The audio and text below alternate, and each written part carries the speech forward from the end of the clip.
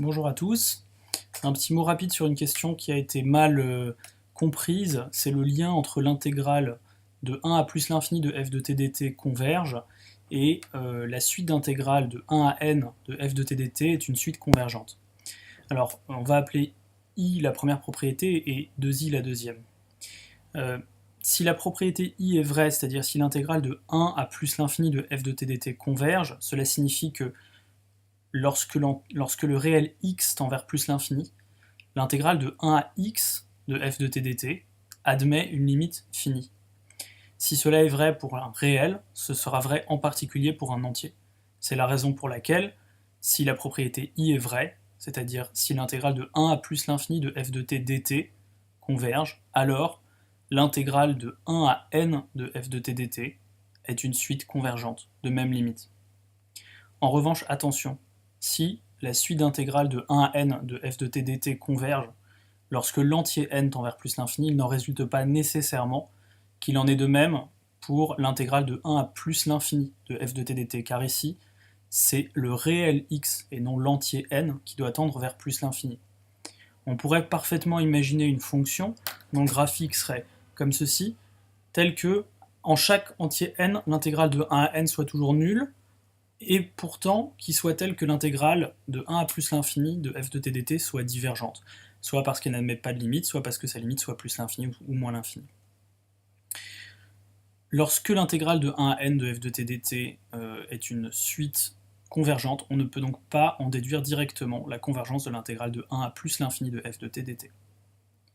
En revanche, lorsque la fonction f est positive, nous allons pouvoir y parvenir. Voici une démonstration rapide.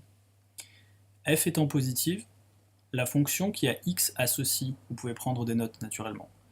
l'intégrale de 1 à x de f de t dt est une fonction croissante. C'est assez logique, plus x augmente, plus l'intégrale est élevée, s'agissant ici d'une R, puisque la fonction f est positive.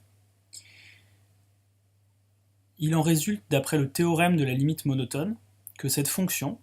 suivez-moi toujours, la fonction qui a x associe l'intégrale de 1 à x de f de t dt, est une fonction croissante, que cette fonction croissante admet une limite, qui peut être finie ou égale à plus l'infini.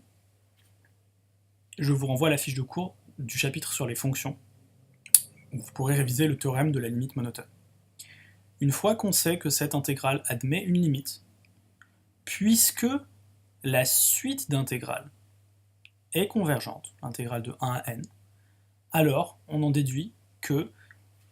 cette limite est nécessairement finie, car si cette limite, l'intégrale de 1 à la limite de l'intégrale de 1 à x était infinie, il en serait de même pour la suite d'intégrales. Ces deux limites sont donc finalement égales,